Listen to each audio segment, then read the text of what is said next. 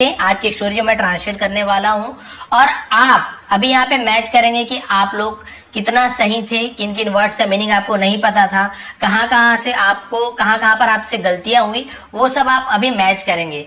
और जिन्हें नहीं मिला है, जो ज्वाइन नहीं किए हैं या फिर जो यूट्यूब में भी नहीं देख पाए, वहां पर भी कम्युनिटी में मैंने पोस्ट किया था, कोई बात नहीं।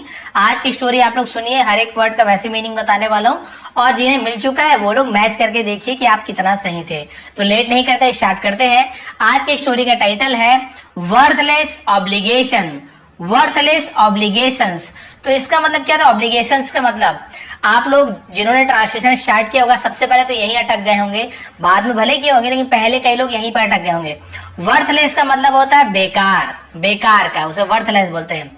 और ऑब्लिगेशंस इसका मतलब होता है आभार, किसी का एहसान मानना, उसे ऑब्लिगेशंस कहते हैं, यानी कि बेकार का या फिर व्यर्थ का आभार।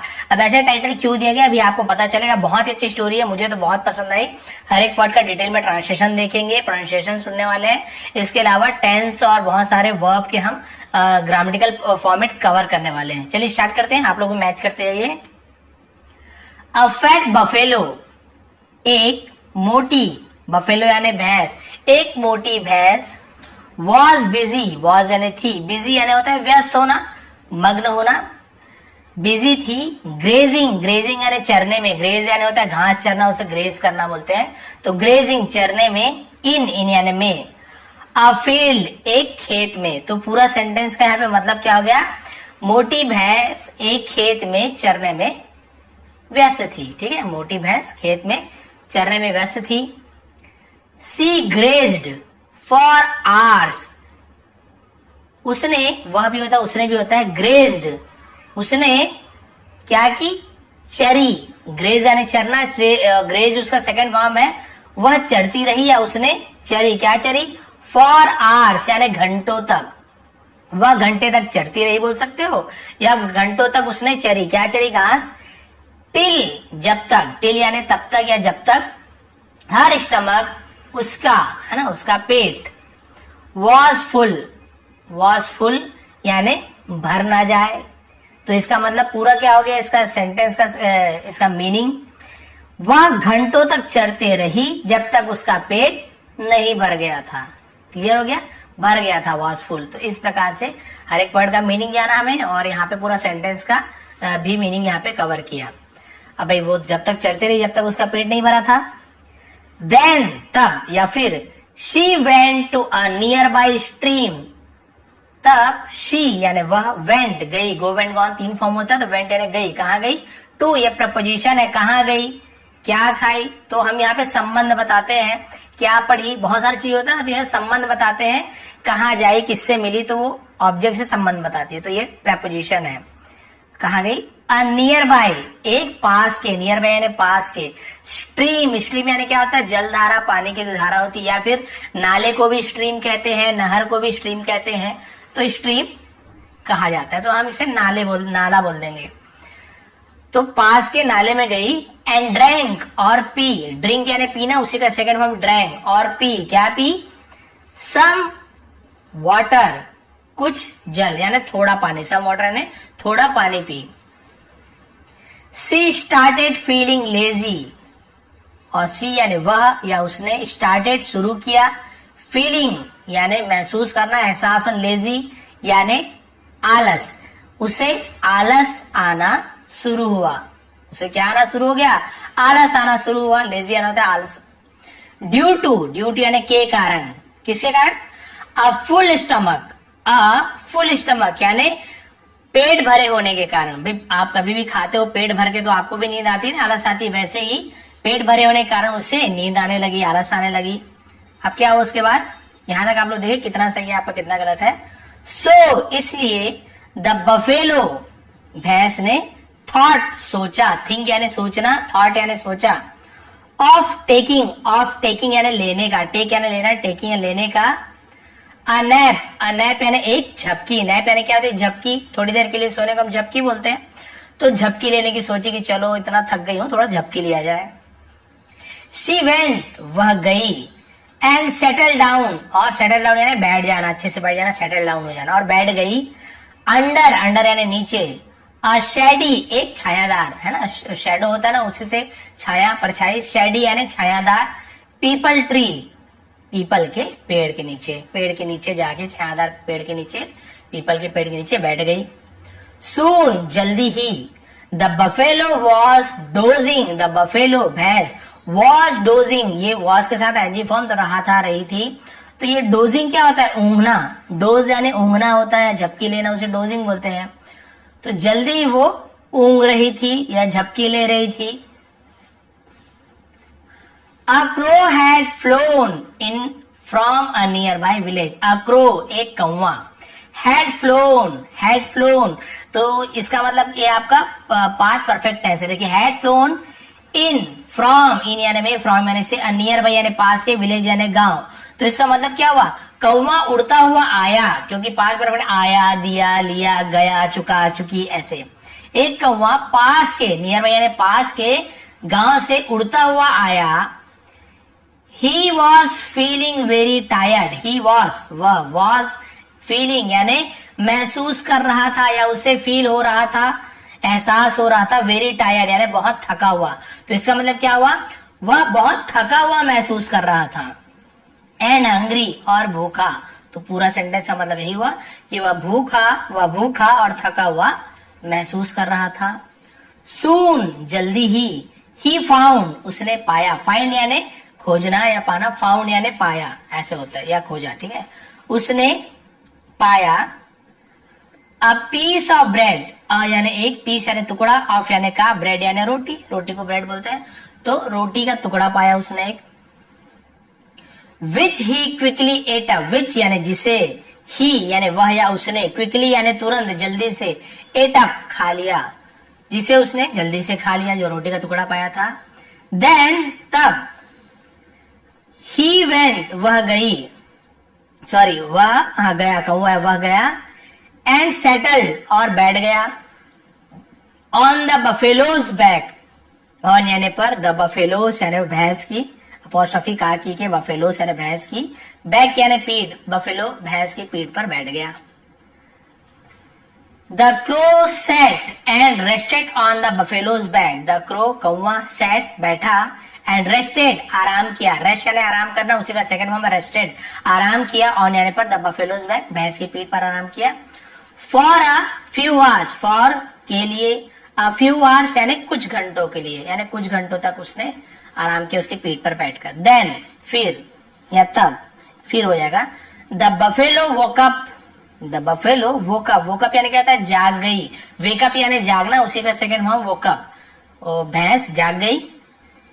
The crow flew down, the crow कौवा, फ्लू डाउन यानी उड़कर नीचे आया, इन फ्रंट यानी सामने, इन फ्रंट यानी होता है सामने, ऑफ द बफेलो, बफेलो के सामने, भैंस के सामने उड़कर आया और बैठ गई।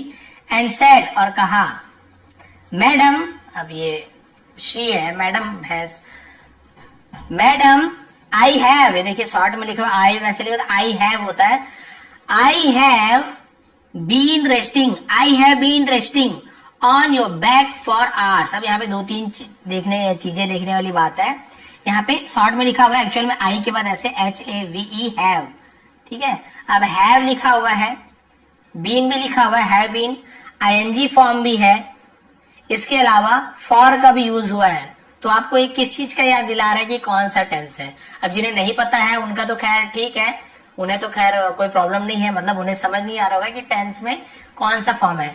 लेकिन आपको बताना चाहूंगा, जहां पे हैव, ठीक है, हैव के साथ आपको, हैव बीन के साथ ING फॉर्म मिलता है, और फॉर या फिर सिंस का यूज हुआ रहता है, वो आपको होता है present perfect continuous tense, present perfect continuous tense, have been या हैज बीन। तो इसका मतलब क्या होता है, इसका मतलब होता है कि मैं आराम कर रही थी। बोलेगा सर हैव है तो चुका चुकी क्यों नहीं आ रहा है, क्योंकि ING फॉर्म लगा है तो प्रेजेंट कंटिन्यूअस टेंस दोनों मिक्स रहता है। आराम कर रही थी, ऑन योर बैक, आपके पीठ पर, आपकी पीठ पर, फॉर आवर्स यानी घंटों तक। अब यहाँ पे देखिए फॉर का यूज क्यों किया गया है, कितने घंटे तक, यानी कि कितने बजे से कितने बजे तक, कितने दिन तक, कितने महीने, उस महीने का नाम, दिन का नाम क्लियर नहीं है ना, बस घंटों तक तो क्लियर नहीं है क्या घंटे, तो हम फॉर का यूज करते हैं। यहीं पे रहता है कि 2 बजे से 3 बजे से, तो हम सिंस का यूज करते हैं। टाइम फिक्स हो तो सिंस का यूज करते हैं, नहीं तो फॉर का यूज करते हैं। तो ये क्या बोल रही मैडम, वही श्रीमती ऐसे बोले थे ना, महोदया ऐसे, कि मैं आपके पीठ पर घंटों तक आराम कर रही थी।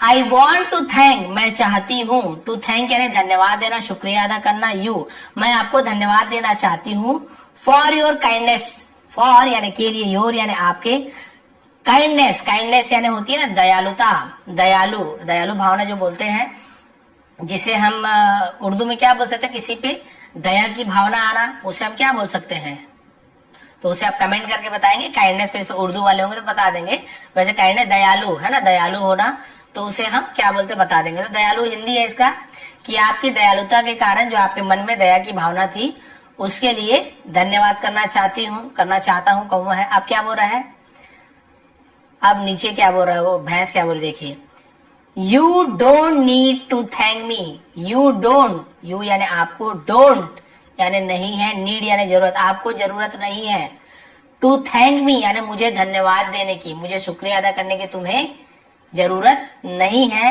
एज, एज यानी जैसे या फिर क्योंकि, आई नेवर इवन फेल्ट, मैंने कभी भी, ये मुझे कभी भी ये एहसास नहीं हुआ, आई यानी मैं भी होता है, मुझे भी होता है, मुझे नेवर इवन यानी कभी भी नहीं या बिल्कुल भी नहीं, फेल्ट यानी एहसास हुआ, योर वेट यानी तुम्हारे वजन का, मुझे तुम्हारे वजन का बिल्कुल भी एहसास नहीं हुआ, महसूस नहीं हुआ तुम्हारा वजन।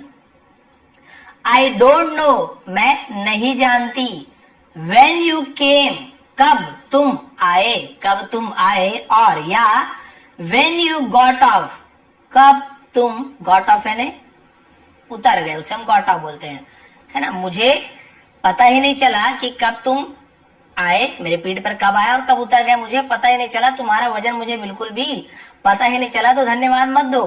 Do not be oblige, do not be obliged यानी आभारी मत बनो, आभार व्यक्त मत करो किसी को। फॉर थिंग्स यानी चीजों के लिए, और या इवेंट्स या कुछ घटनाओं के लिए, इवेंट यानी तो कुछ घटना या कुछ बात, कुछ कारण, उसे हम इवेंट कहते हैं, वाकया जिसे कहते हैं। विच जो, do not matter much, do not matter, do not यानी नहीं करता है, मैटर यानी होता है, मैटर मतलब क्या बोल सकते हैं, मायने, है ना, जो मायने नहीं, मच यानी ज्यादा। तो पूरा सेंटेंस का मतलब क्या हुआ, do not be oblige for thing और इवेंट, यानी किसी भी चीज या किसी भी वाक्य के लिए आप आभारी मत हो, जिसका कोई खास मायने नहीं होता, जो ज्यादा मायने नहीं रखता। कई लोग जैसे अब ये बोल, इतना बड़ा भैंस है, कौवा बैठा, उसको कुछ फर्क ही नहीं पड़ा, तो भाई भैंस है तो कोई बहुत बड़ा काम किया नहीं है, वो चुपचाप बैठा था। लेकिन कौवा जबरदस्ती उसको बहुत ज्यादा धन्यवाद, शुक्रिया बोला, आपका धन्यवाद, बैठने दिया। बोला नहीं, मुझे तो पता ही नहीं चला, तुम कब आए, कब बैठे, कब उड़ गए, मुझे कुछ भी समझ नहीं आया। तो जिस चीज का बहुत ज्यादा कोई खास मतलब नहीं है, उसके लिए आपको जबरदस्ती एहसानमंद नहीं होना चाहिए। छोटी छोटी चीज के लिए एहसान मत होइए किसी का। हाँ, धन्यवाद शुक्रिया बोलना अच्छी चीज है, लेकिन जहाँ पे जरूरी हो, हर बात में, थोड़ी थोड़ी बात में एहसान मानना भी बेकार है। ये भैंस ने इस कौवे से कहा। विथ दीज वर्ड यानी विथ यानी साथ में, दीज वर्ड यानी इन शब्दों के साथ, द बफेलो गॉट अप, भैंस उड़ गई, ऐसे बोलकर भैंस उड़ गई, एंड वेंट अवे और वहां से चली गई, और वहां से चली गई। द क्रो लर्न, कौवे ने सीखी, लर्न यानी सीखना, लर्न टी लगा सेकंड फॉर्म, कौवे ने सीखी। अ गुड लेसन यानी अच्छी सबक, फॉर लाइफ जीवन के लिए एक बहुत ही अच्छा सबक सीखा, अच्छी पाठ सीखा उसने अपने जीवन के लिए, कि कभी भी छोटी छोटी चीजों के लिए हमें किसी का एहसानमंद या आभारी नहीं होना चाहिए। उन्हें ये नहीं बोलना चाहिए कि भाई मैंने, आपने थोड़ा सा, आपको ये जा रहा है थोड़ा सा साइड दे दिया हल्का सा, अब हर चीज के लिए आप बोलते रहोगे अरे धन्यवाद आपने बहुत अच्छा किया एकदम, वो भी बोलेगा ये क्या कर रहा है। यानी कि जिसका कोई खास मतलब नहीं है, भाई बहुत आपके लिए हेल्प किया है, कुछ अच्छी बात है, तो फिर आप धन्यवाद दीजिए, शुक्रिया अदा कीजिए, वो ठीक है। लेकिन बहुत छोटी छोटी बातें जो कोई खास मायने नहीं रखती, उसके लिए आपको किसी का आभार मानना, किसी का एहसान मानना वर्थलेस है, बेकार है। वर्थलेस ऑब्लिगेशन इसीलिए इसका टाइटल दिया गया है व्यर्थ का आभार या व्यर्थ का एहसानमंद होना। तो बताएंगे आज की स्टोरी आपको कैसे लगी। यदि थोड़ी भी पसंद आई हो, और आप लोग ये भी बताइए नीचे कमेंट करके कि आपका 2-4 लाइन सही था कि 2-4 लाइन गलत था, या पूरा ही गलत हो गया, या कुछ भी नहीं समझ आया था इससे पहले और अब समझ आया कि नहीं। जो भी आप कमेंट करना चाहते हैं नीचे कमेंट आप लोग जरूर कीजिएगा, और ये बताएंगे आप कि आपको आज की स्टोरी कैसे लगी। थोड़ी पसंद आई तो प्लीज लाइक करेंगे, शेयर करेंगे।